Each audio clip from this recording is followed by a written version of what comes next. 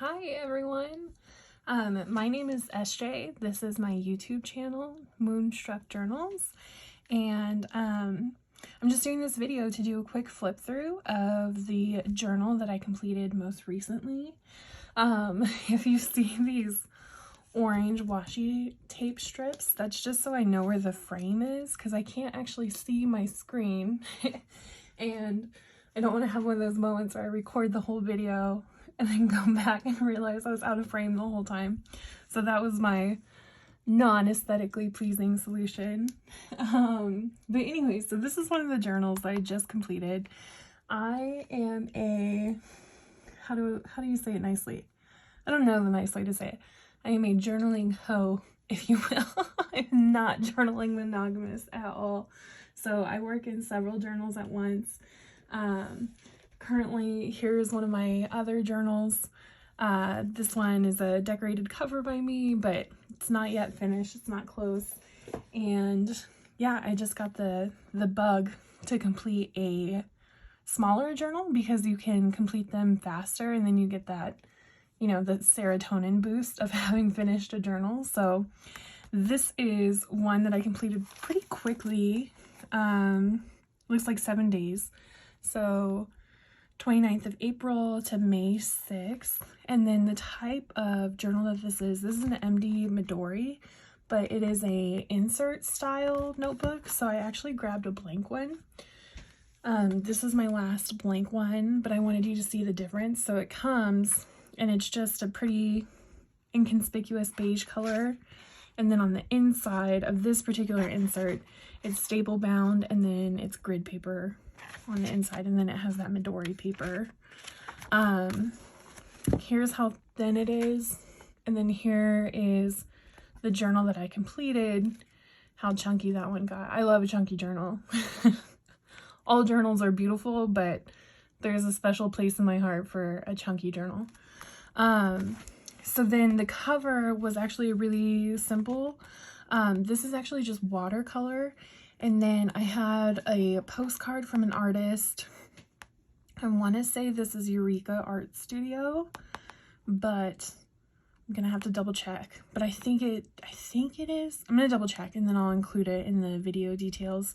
And I just cut it out, stained the edges black with some stamping ink, and then I just used packaging tape to seal everything. And then the back is just watercolor, and then you can tell I kind of got impatient, so the packaging tape like wrinkled and stuff, but it doesn't bother me. Journal with scars is okay.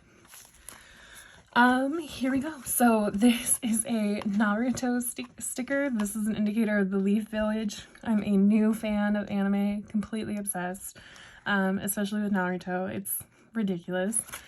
This is a tip-in, just scrap paper that I dyed purple and then tipped it in. I will say there were a couple of pages where I just had really ugly thoughts that I wanted to get out of my head. So I wrote them in this journal, and then what I did is I went back and painted over those words with black gesso because they weren't anything that I wanted to remember. It was just something I wanted to process, move on with my life, and get over it.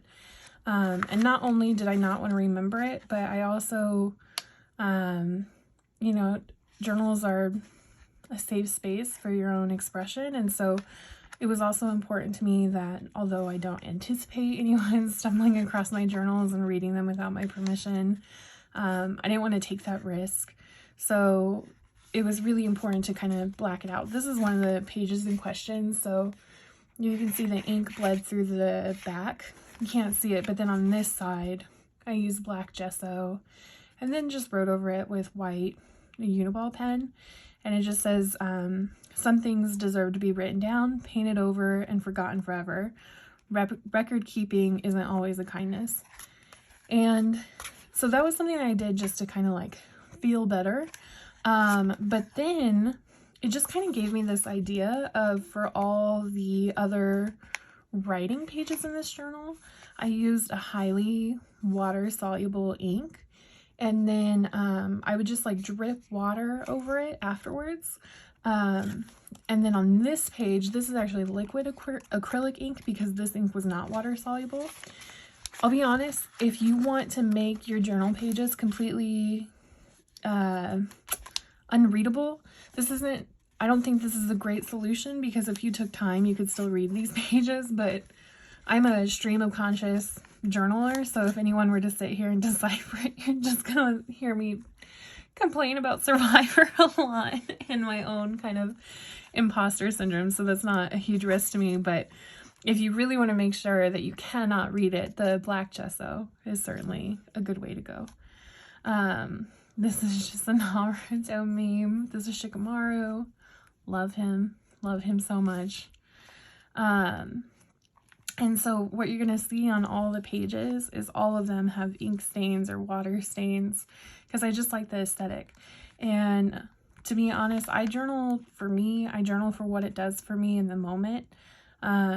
This isn't necessarily a hobby that I use to document or record my life. I mean, I know that it does that, but that's just kind of like a side benefit, I guess. So it doesn't bother me that some of these things I'm not going to be able to read later. That's perfectly okay with me. However, I do understand that there are other journalers where like this seems counterintuitive. This probably goes against the whole reason why some of you might journal, and that's okay too. No tea, no shade. This is just a drawing of a little octopus roller skating from a coloring book, just glued it in there.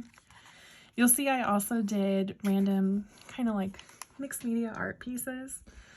Sometimes I use a journal to express myself in whatever way makes sense in the moment, and that's not always writing. It can be these like paintings and all that fun stuff. I normally don't print images and put them on in my journal, but I've been watching a lot of YouTubers who do, and so I just wanted to try it. And so I have a lot of them in here. I don't know if it's sustainable for me. Sustainable not in the terms of like not killing trees, but well, that should be a concern, I recognize, but sustainable in terms of like I don't know that I'll always have access to like a printer or to be able to do that. So I enjoyed it when I did it, but I'm not super attached to it either.